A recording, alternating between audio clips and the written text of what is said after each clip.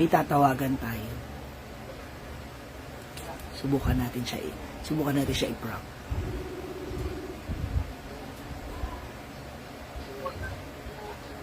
Hello, ate. Te. Asan ka? Ay, andyan ka na sa farm? Bakit? Ay, tari, may relo na.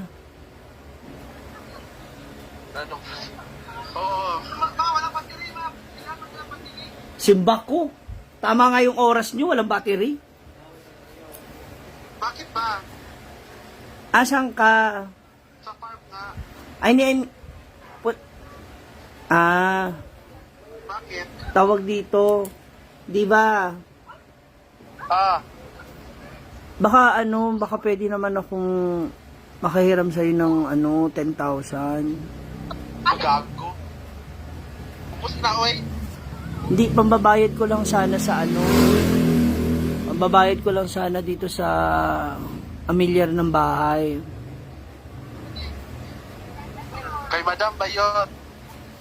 Ha? Kay madam, kakaano lang. Ikakagaling Ito lang. kakagaling niya na sa gastusan eh. Basta ako, wala. Nag-ano ko sa lupa. Ay, nagpagawa ka.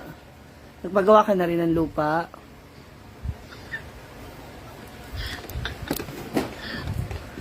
Ha? Nagpa-serve din kasi ako 7,000 yung bayad. Okay na rin yung lupa mo. Oo. Kasi baka mapalayas ako dito eh.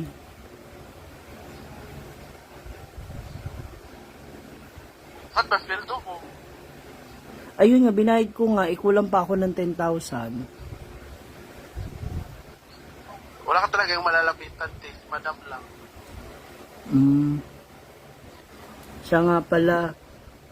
Bati ka muna sa kanila. Isa prank.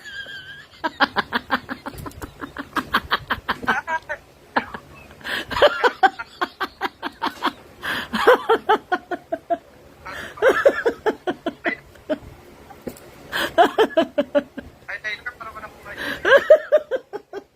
Aray ka. Ayan. Thank you. Buti hindi ko sinabi na. Naubos ko kagabi sa Hala! Di ba nga? Di ba nga? sinabi. Sino katabi mo?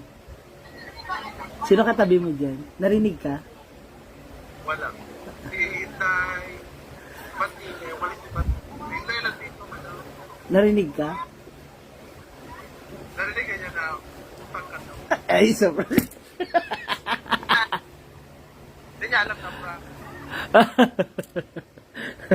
Subukan natin yung iba social climber. Bye.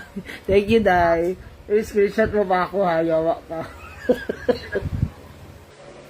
Tingnan natin iba.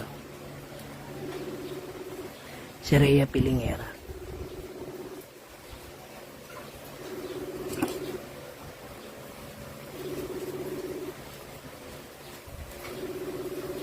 Hindi sumasagot sa bunso.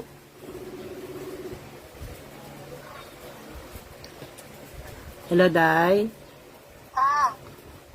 Nasaan ka? Andito sa farm. Kararating mo lang? Ha? Hindi kita marinig. Nakamute ka yata. Nakamit pala ako. Kanina mga 12. Tawag dito, Rhea. May malaki kasi akong problema. Tawag dito. Ano? Kasi dito sa namin, yung sa asosasyon namin, kailangan ko nang bayaran yung mga amilyar ng tax, ganyan. Yung sinahod ko, na ibayad ko na, ikulang ako ng 10,000. Baka pwede ako makahiram sa'yo. Ibabalik ko rin sa sahod. Bakla, binigay ko na kay Brenda yung kahapon. Magbayad ako sa kanya ng 30,000. Ay, may utang ka rin sa kanya? Oo, kahapon. Binayad ko sa kanya agad-agad. Alam mo na. para makaulit. Naiya na kasi ako magsabi sa kanya eh. Huwag kang mahiya. Sabi sing jigjag nga, manghihiram din yun sa akin. Sabi, doon ka na kay Brenda manghiram kasi magbabayad ako. Ibabayad ko talaga yung ano ko, sahog ko. Kasi minsan na ako nagkakasahod ng ganito. Manghihiram din sana yun kasi sira yung cellphone niya. 2 cellphone talaga sira. Ah, ganun ba? Sige na, itry mo lang siya kasi kanina nagkuha siya ng pera kanina. Sabi, pero siya ganyan. Di ba may mga Nag-accountant siya. di ba may mga bayarin nga din ngayon yun? Oo. Kaya nga ako nagbayad din sa kanya kasi sabi niya, meron din siyang babayaran. Tsaka nakapromise ako sa kanya. Na gano'n. Sige. Pero bago yan, mag-hi ka muna sa kanila, hi! Wala kang hiya talaga, no? Alam ko talaga yung mga plano mo. Alam ko. I-say hi to them muna. Napulgar talaga. Napulgar pa yung ano. No Marites. Hi, Diday. How are you? Hi to them. O, diba? Napulgar na tuloy yung nagbayad ako ng utang. Hi, guys! Congratulations. Yung mga prank-prank mo, halata na. Parang nagawa ko na ba yan? O parang ayaw mo talaga maniwala mangungutang ako? Hindi na lang ako naniniwala eh, kasi alam ko pag ganyan, ano ka, may mga plano ka. Balik ka na dito, baka tagal magbalik dito. Mag-uwi pa ako ng Pangasinan kasi ayusin ko yung lupa ni Papa. Kailangan na mai-release yun. Walis ka talaga.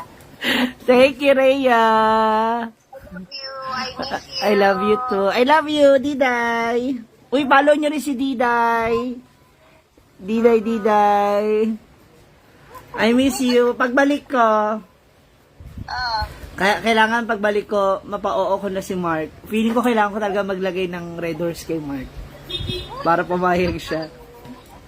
Hindi ko alam. Thank you. Andiyan ka na pala. Nanonood ako ulit dyan sa live mo.